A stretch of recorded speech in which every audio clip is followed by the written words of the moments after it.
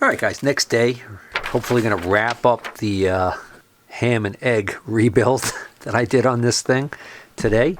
So I'm looking at what else came in this HGA kit that I bought. This HG 50007, whatever, steering control valve upper kit. And of course there was this seal here that looked like it might be an alternate for that top cover.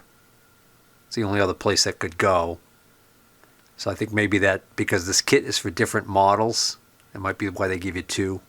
I went with the larger one. Hopefully that's going to work out. So that's going to be unused.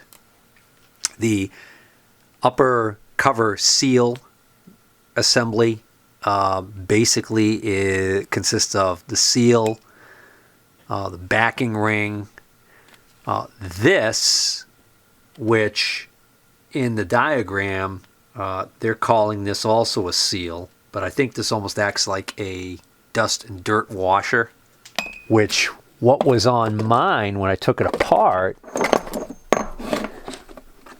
is this thing that looks like just a felt piece of garbage. It's all gooey from age. So I think maybe that's old and this is an upgraded way to do that. I don't know. And then there's the retaining ring, snap ring, new one of those included. And then all else that's left in the kit are two of these plugs and two O-rings. Now, when I had this cover off, I could see one of these plugs, and I left it alone. I didn't bother taking it out. On the diagram, it actually shows that as 25A, and then below that is an O-ring, 25B, and then 25C is a ball. So if I had thought of it when I had this apart, I could have pulled that plug out and replaced that O-ring inside there with one of these, but I didn't. Hopefully that O-ring that's underneath there is still okay and doesn't need any attention, because I don't want to take this all apart again just to do that. I know it's only just 4 screws, but remember I went through that whole torque procedure and clamped down on that seal that's in there, and I don't want to do that again. But I also see that there are parts 26, 27, and 28. 28 is this bolt, this special bolt, that has underneath it 27, which is another O-ring, and then 26, which is a ball. So I could replace that O-ring, and since that's external to the body, that O-ring being bad might cause leakage right here. So I think I should change that one. Now the instructions in the manual talk about taking this out and getting the ball out by tapping on the body, but all those steps are being done when this was all apart and the spool was out. So for all I know, that ball might be held captive in there by the spool. So I might, look at that big chunk of garbage right there. That's weird. All right. So I'm going to not even try and take the ball out because I don't have a replacement ball. So there's no sense in messing with it. But there's the O-ring. And, geez, looking at it, that's too small. This must be the O-ring that went underneath one of these plugs. And also, there's 2 plugs here in the kit, and there was only one plug that I could see. This makes me think that one of these 2 plugs is for a different size valve. So it'll be interesting to see whether or not, when I take this O-ring off, whether or not stretching this fat guy on there is going to work at all. So yeah, that O-ring does not. That's a bummer, because you can see that this O-ring is way too small. This one, it will get skinnier as it's stretched, so maybe I can make this work. That's not bad. That's not bad. That might work. All right, so when I tighten this down, I could see that the O-ring completely deformed and was being squeezed under there more like a washer than actually acting like an O-ring should. So I quickly came to realize that is not going to be correct. And this, now that I take it back out, this confirms my suspicion that what happened is it completely destroyed the O-ring. Actually, that's half of the O-ring. It just tore it in half. So this kit did not come with the correct size O-ring for this port, which is unfortunate. So I should be able to source a O-ring for that locally, hopefully. So I'm going to turn my attention to installing the seal assembly in the top here.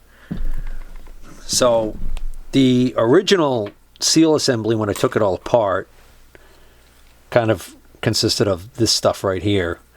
This is, again, what we just talked about, which is going to be replaced by this. This is the backing ring, which is this. This is the seal assembly itself, which is this. And of course it comes with a new clip, new snap ring. So this is a mystery. So that weird wavy washer came out of the top.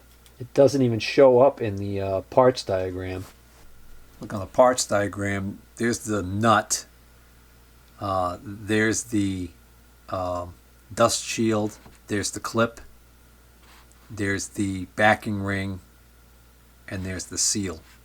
So not counting the nut, it's 4 pieces. 1, 2, 3, 4.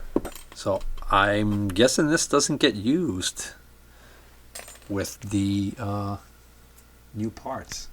So I just went and reviewed my video during disassembly and found that this wavy washer, as I described it, was actually between the packing seal here and this backing ring. Because it doesn't exist in the parts exploded view, and because this replacement seal looks like it's of a better design than what was in there, I think I'm going to omit that part. Hopefully we're right. All right, so the instructions for installing the new seal, they recommend wrapping cellophane tape around the shaft because of the sharp edge here. They don't want that to damage the new seal. And then they recommend lubricating the seal, pre-lubricating the seal with clean oil prior to installation. So just going to get a little bit on my finger and the lip side down. So this side with the groove is actually going to face down. That's going to face the pressure side. Once we get that down far enough, they say to remove the tape. Then install, they're calling this a washer, but it's like a backing ring. Install this with the small side facing down. So you see it's got like a taper. So that's going to go on like this. Then they want you to drive this whole assembly down in, and they say that a piece of tubing or a socket, properly sized socket, which that is not, can be used to aid with that.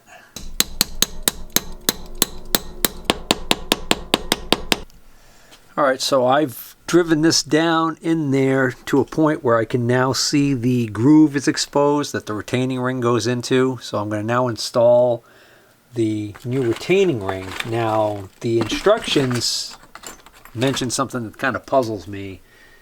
It says, assemble the previously used retaining ring, because it actually expects you to reuse the old one, onto the hydroguide unit input shaft and down into the hydroguide unit upper cover groove. Okay, I get that. Be sure the rounded edge of the retaining ring is facing inward. So they're saying there's a rounded edge on this retaining ring that should face inward. Looking at this retaining ring, I do not see a rounded edge. I even looked under magnification to see if I could see the rounded edge they're talking about. I don't see it, so I don't know what the heck they're talking about. I even looked at the original ring to see whether or not that had a rounded edge. It does not appear to, so I don't know what they're talking about. As far as I can see, this ring has absolutely no top or bottom to it. So, in it goes. Ow. So this is kind of funny. I'm trying to install the new snap ring, and there's actually a clearance issue right here. This end of the snap ring right here has to be able to clear between the side of the shaft and this side wall to get down far enough to snap in, and it actually doesn't fit. I even tried tapping it down there and it does not want to go. So the problem I'm having is that this diameter, oops, so the size of this from here to here is too large to fit in there. And I'm looking at the original snap ring that I took out, and this area is smaller from here to here. These holes are actually smaller also. So I am going to end up reusing the original ring. Just for the heck of it, since I had my calipers handy, I decided to measure this. So this is the original one, and that dimension that I'm dealing with, that I'm having trouble with, about 181, 182 thousandths. Here's the new ring that came in the kit, 208 thousandths. So no wonder why it doesn't fit. Yeah, that went in a piece of cake. Just want to make sure that that is actually going in. There we go. It's actually in the groove. I could see the space wasn't even on this side, and are going around, so this side wasn't in.